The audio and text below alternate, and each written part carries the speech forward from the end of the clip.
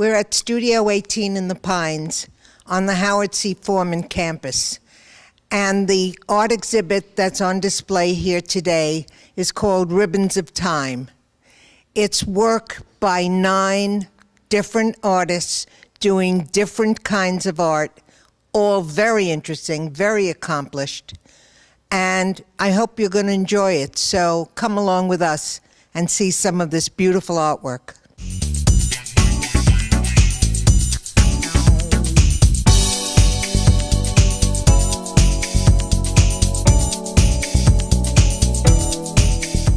This artwork by Larry Joe Miller depicts art history from cave drawings to an homage to Jackson Pollock. I love the whole idea of your theme. Well, thank you. So this is like a kind of a takeoff on some of the cave art from France. It's actually a compilation of 2 or 3 different pictures that I saw of that. So this is 3 women and a bull, and what does it represent? Actually, it was a contest that they had in Manos back in about 1500 BC, and they were actually jumping over a bull. It's 3 guys jumping over a bull, and it was a competition that they had. One guy would grab the bull's horn, and the other guy would vault over it. But it was a big mosaic on one of the walls in one of the palaces there.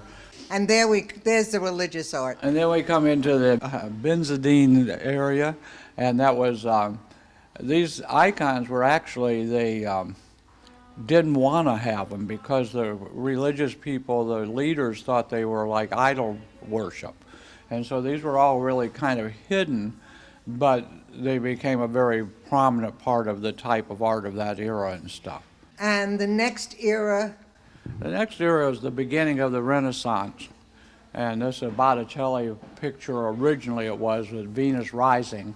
And of course mine is a little bit of a takeoff on that picture, trying to capture it so that at least you could tell what it was all about, but it's a little bit off of what the original was, of course. But it was a famous painting, one of the very first Renaissance paintings. And and look who we have here. We probably all know who this is. Yeah. This is the lady with the smile. The lady with the smile, Lady Mona, I call her.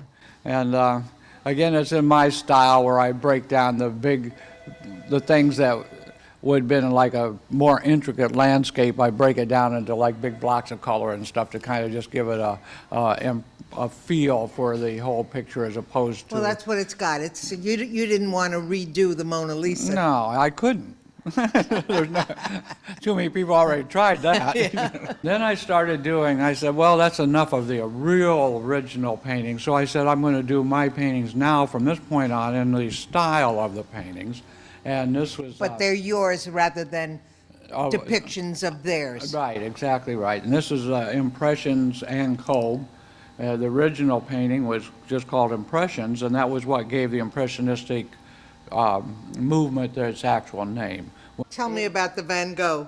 It's a Larry Van Gogh. And this is Starry Night in Pembroke Pines. It's actually painted, several of us artists from here at Studio 18 went out and back on one of the full moons a couple of months ago, and we all sat around and we painted out right here in the backyard of Studio 18. That's a nice thing to do. Yeah, it was great. We all loved it. We want to do it more. Yeah. Yeah. Then we have Roy Lichtenstein. Yes, we do. This is one of my fun little lino cuts. This is it's up there. It says, "Oh, Roy, I'm Larry. Oh, Larry." So, It's Larry saying hi to Roy. Yeah, that's right. So anyway, he did a lot of fun things like comic book looking art and stuff in a grand scale, and this is just a small representation of his type of style. Nice. And then we have the Grand Master of ink dots, paint dots. No one can really do it like Jackson Pollock did, so this is just my interpretation of it. Actually, how I did mine was every picture that I did for the 18 Views of Art, what my paint that was left over became part of Jackson Pollock. Hey, so that's how that one came. That's how it worked for me. Larry, thank you very much. You're welcome. This was a grand tour of the 18 stages of art, and I thoroughly enjoyed it. Well, thank you very much.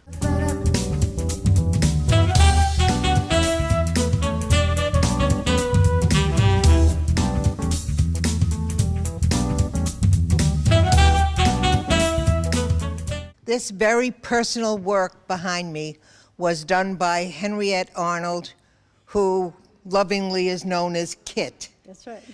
And these are her grandchildren. There are 3 studies of each grandchild. And tell me about it. This side. Yeah, this side is the side of my daughter. She has 4 children.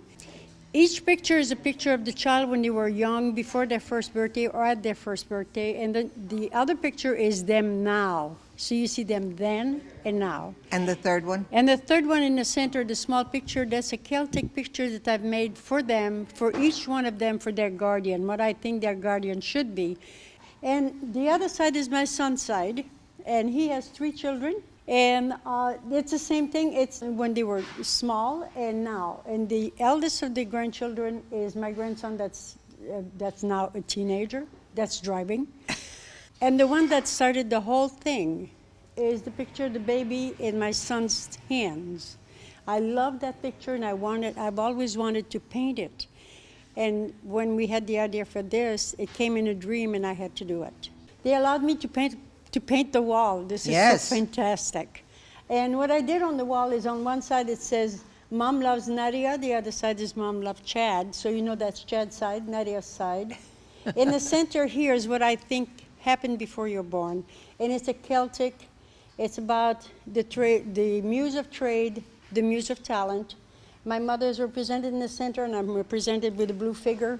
I have my father, my deity, everything is in there. All the explanation is here. And the other little frame is just explaining the entire wall. So it really is a very personal wall for you. Oh, yes. It's gorgeous. It shows up beautifully. Your kids are going to love it. Yeah. And good luck.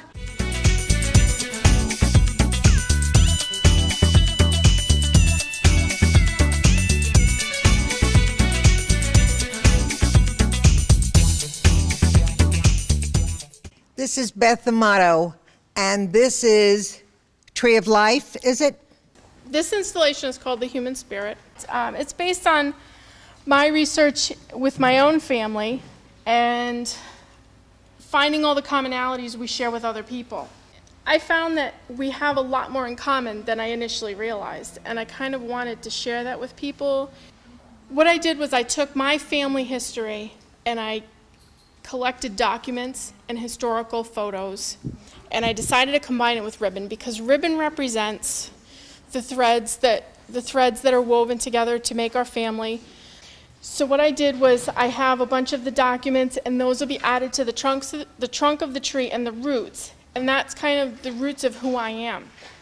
And then on the top of the tree, I have these images of butterflies that are a little bit distorted with pure photographic techniques that I use to represent the butterfly effect. And if you're not familiar with the butterfly effect, it's basically how a ripple in time can affect everything. And it just takes one little flap, metaphorical flap of a butterfly's wings to change the course of history. Of course. And that's pretty much the spirit of the whole thing. And So this, too, is a very personal installation. I didn't realize how personal it was going to be. And it becomes very emotional, and it becomes, in a way, very tiring and cathartic because you don't realize all of the things that you dredge up. Well, I wish you good luck. Thank you very much. Thank you, Beth Amato. We know you've enjoyed this tour of the Studio 18 art exhibit, Ribbons of Time. And if you have a chance, come by and see it. It's Pembroke Pines, it's the Howard C. Foreman campus. You'll find it, and it'll be worth the trip. For OCTV, I'm Elaine Kugelman, and thank you for joining us today.